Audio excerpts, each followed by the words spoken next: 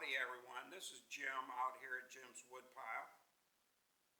Today we're going to be turning a sycamore bowl. If you watched any of my videos, my first video on YouTube that was just released recently, I took a bunch of my neighbor's sycamore logs and made them into bowl blanks. And we're going to turn one of those today. And it's going to look something like this. Come on, we'd love to have you join us. Like and subscribe and comment on this new channel for us. Thank you and come along.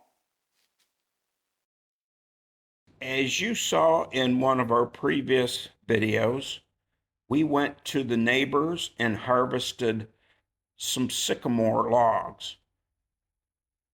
He had a sycamore tree cut down, nice sizable logs for my 16-inch lathe. Here I am. This is one of the logs that we harvested into bowl blanks the other day. This is totally green. It was cut down probably a week ago, maybe. Turned it, put it between centers on the lathe. The blank was about 14 inches by 6 inches deep.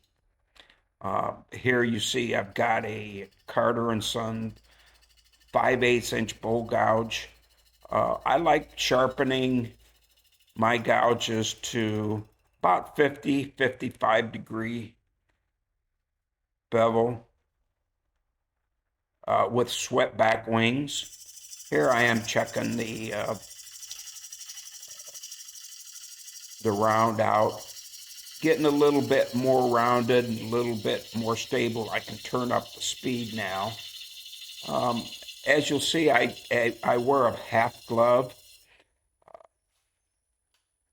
That can be kind of dangerous if something catches and pulls that glove and pulls you into the thing. But these shavings coming off of this sycamore are really, really painful, hitting my hand and kind of finishing out. I got the blank pretty well rounded. Shortly here I'll be making my tenon. There, I'm making my tenon. I have a Nova 2 chuck with 100 millimeter jaws, and as you see up there at the top, I have a blemish on the bowl, which will become very obvious when we start hollowing the inside out.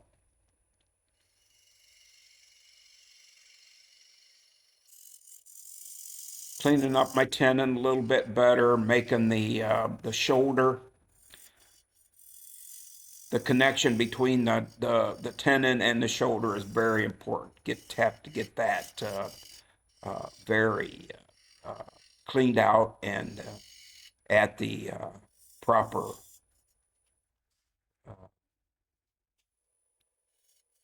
bevel for seating the jaws of the chuck.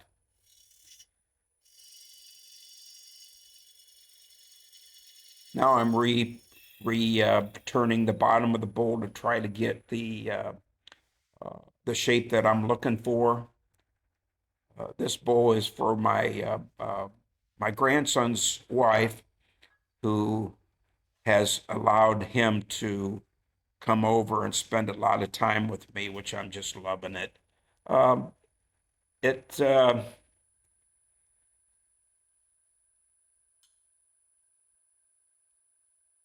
Now I put the blank in the chuck, in between centers still.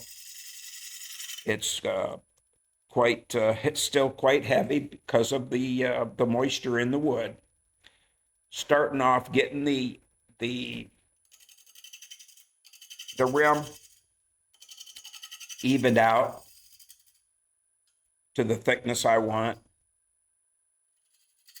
Say, oops, I better put that glove back on. Those shavings hurt coming off of that tool right there. So getting the lip of the bowl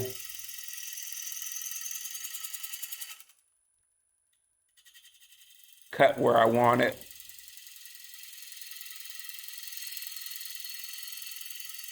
As I'm turning, you can feel the moisture coming off of the bowl. Right now, my left sleeve is practically soaking wet, and as I get into the inside of the bowl, it'll get more obvious because we're releasing the pressure off of the inside of the bowl, and allows the pores to release that moisture that's been in the wood. What we're going to do with this blank is take it about 10% of the diameter, which is about 14 inches. So we'll leave it probably 1.25 inches to 1.5 inches thick all the way down. And then we'll seal it, and I'll put it up in my drying area. I have an upstairs of my shop that is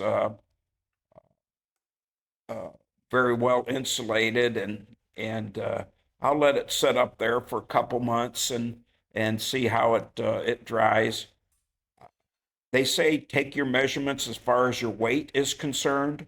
I have not done that yet. I just go in, and when I feel like turning another blank, I'll pull the oldest one out. I usually mark it with a Sharpie or a thick pencil, so I can see after I put the sealant on, the end grain sealant.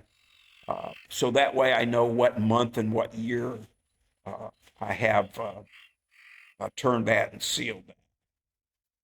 Right now I'm putting my one-way Insight tool rest in there. I don't use it that often, but I'm starting to like it a little bit more. I didn't get it too long ago. Got it a few months ago and just haven't used it a whole lot. But I'm liking it on this bowl because I get closer to the work, and right now I'm using my bottom feeder, the Hurricane bottom feeder. I usually use that around the going from the sides to the bottom, and it works a whole lot better than that 55-degree bowl gouge that I use for the rest of the bowl.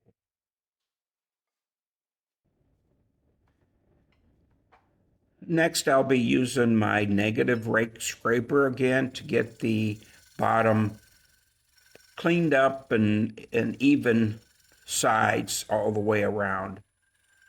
I'm about done with this bowl now for the shaping and cutting. I'll be taking it off here. You'll see a picture of the finished roughed out bowl. We'll be sealing that with sealer and put it away for a couple months and let it dry. I appreciate if you'd like and subscribe to this page. We're just brand new and just got a few things out right now, but we will have a lot more coming in the future. Now that I kind of got this YouTube thing down